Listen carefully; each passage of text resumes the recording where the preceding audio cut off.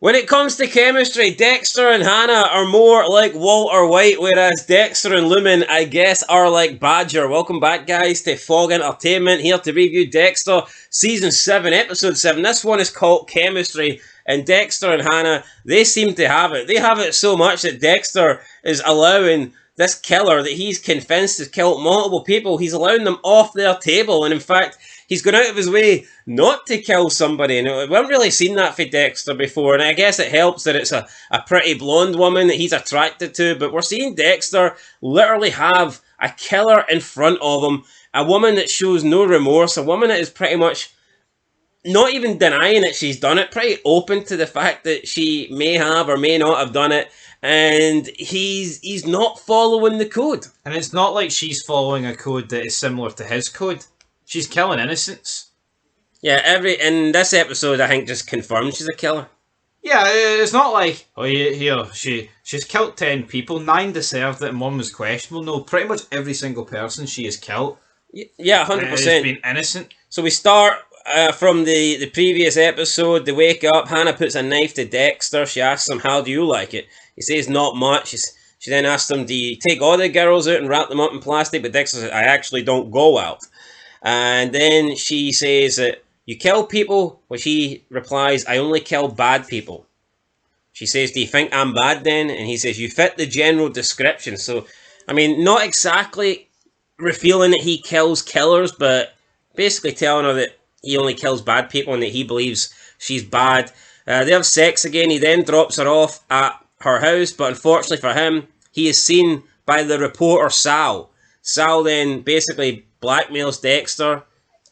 Dexter needs a way to get rid of him. Sal's like, oh, you know, this is going to make for a great new book. The Miami blood splatter work guy and Hannah, you know, you purposely did bad reports to allow her to walk free. And Dexter at this point realised he's kind of fucked. He tells Sal, you're going to ruin my career. But Sal's like, well, you know what? This is going to help my career, so... It feels like it's season 7, it's beyond the point. Oh, Dexter's, oh, you're going to ruin my career. My career's fucked, mate. I know, the career's at the window. Hanging on by a thread. Honestly, man, how sloppy is he getting? Dropping a murder suspect off at the front door. Yeah. When he knew that Sal Price was literally writing all this stuff about Hannah. Yeah, but Dexter then offers to give him Wayne Randall's last words, and Price says that he'll think about it. So if he gives him Wayne Randall's last words, then Dexter wants him to forget about what he's seen with him and Hannah. I mean, Sal does say that you could make up anything, which I guess is true. I don't think the trade of Wayne Randall's last words is better than the blood splatter guy in Miami PD protecting a killer. True. But for whatever reason, Sal Price debunked it kind of like how I did and still went along with it, as you pointed out. Well, he said he'd think about it. Yeah, and then he thought about it, think about it again, and then he did, and then he fucking went along with it. Yeah, so Isaac's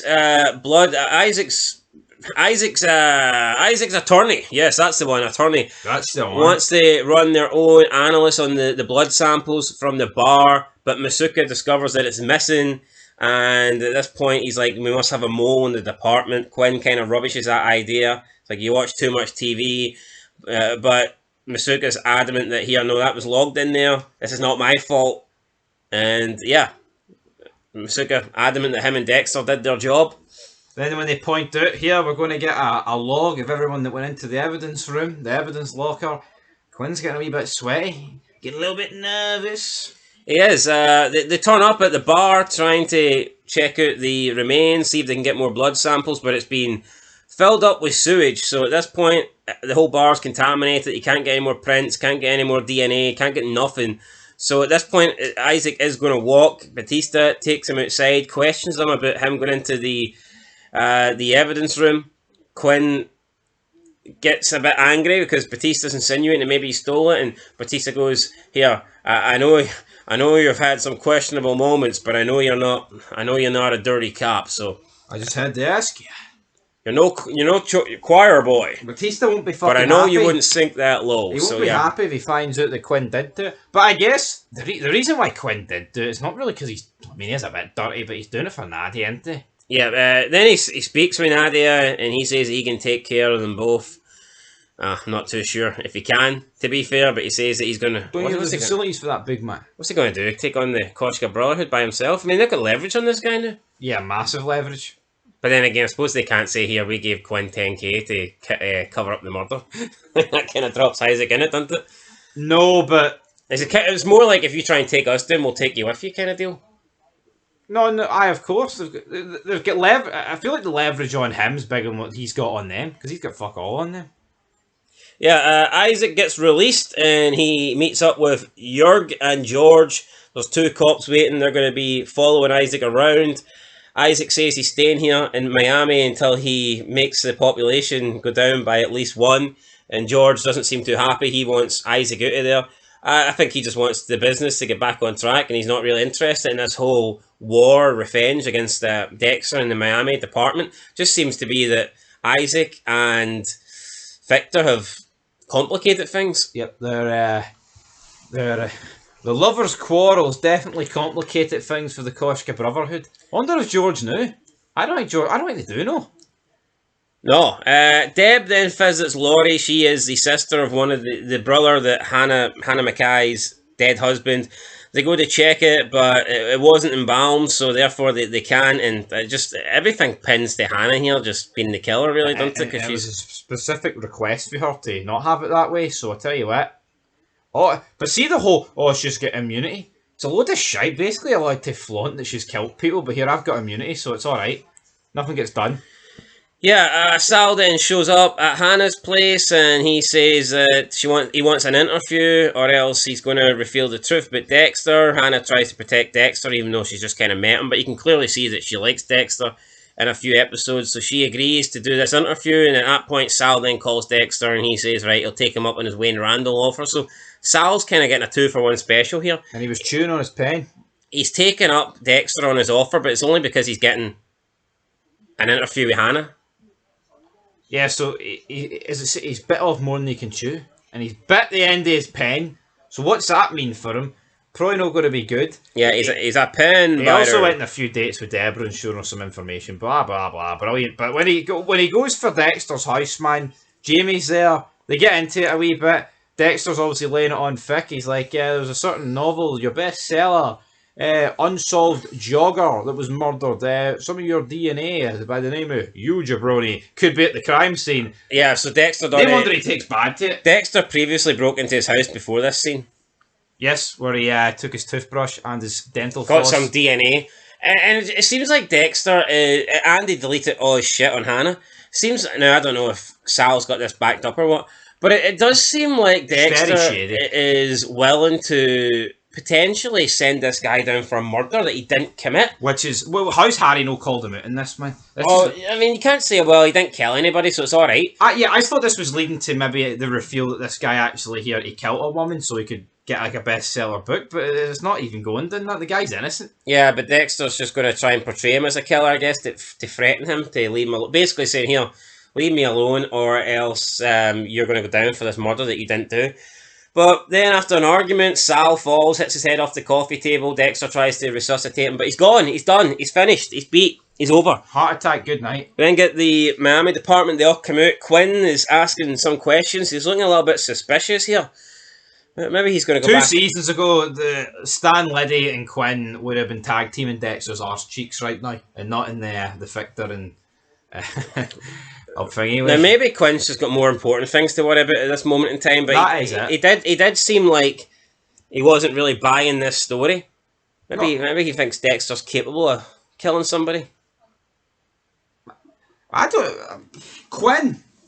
Maybe he knows about Dexter, man. He's just fucking letting him fly with it. Maybe he doesn't want to be next. Maybe he's going to use Dexter as like his next cheat code against the Koshka Brotherhood. Maybe that's why he was so fucking smug. Yeah, he goes to visit George and he wants Nadia's passport, but George doesn't honour the deal and he says that if you try and come back, we can expose you for taking the bribe. So that's Quinn kind of fucked now. Idiot, man. Idiot. Should never went ahead and done that. As for LaGuardia, she's digging a wee bit more into the Bayhammer Butcher. Jesus Christ, Dexter. Deborah shuts it down, essentially says, nah, no way. You know what, we can look at all these murders and all that good stuff, but you know what, Maria, how about we just accept that it was Dukes kind of thing? Yeah. But she's just doing to her what LaGuerta would have done to her previously. And Yeah. same with Batista.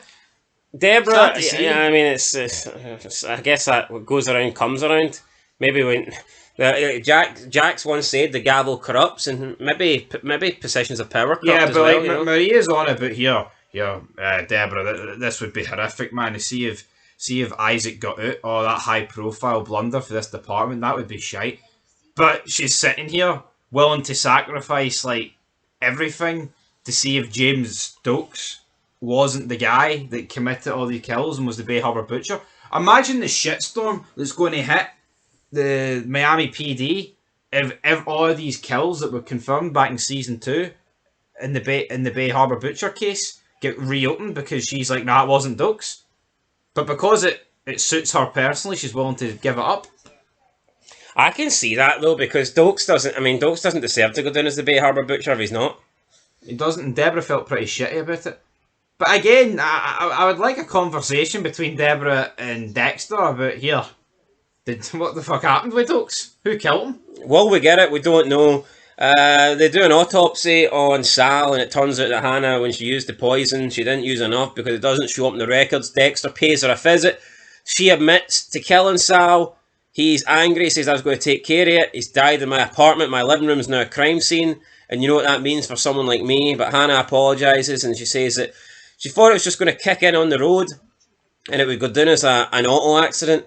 Which I think is even worse because, like, who's to say if that kicked in on while he was driving, he could have drove across the lane and wiped out a family or something in a car. So, or hit the pavement and killed a family. So you don't really know, but yeah, she says that she put undetectable poison on the pen, knowing that he's got a habit of chewing on his pens. But Dexter doesn't even question this. It's like I think this is a bit character ruining. Like, I mean, it's not right. Like, it is character ruining, but why they've done it is, which we find out later on, is that Deborah's had enough and realises Hannah's going to get away with this, so it's time to phone in the cheat code. Dexter. And then she also admits that she killed her husband. Now she says, and we know she killed Beverly as well. So again, yeah. Now she says it's because he wanted her to get an abortion and she didn't want to. But then after she killed him, she magically had a miscarriage. I don't even know if I'd believe that part. But I don't think you can believe anything. Even if he did want her, she still fits the code. But she can't just tell Dexter, he wanted me to get an abortion, and Dexter's like, that's alright, you killed him, you did the right thing. She meets the code, right, absolutely, and she's a liar. But you know who also is a fucking liar? Dexter. Don't think the guy would know what the truth is. Yeah. Do you think there's a lot of similarities between Dexter and Walter White? Yes. Absolutely. Their secrets, they're lying. They're double lives.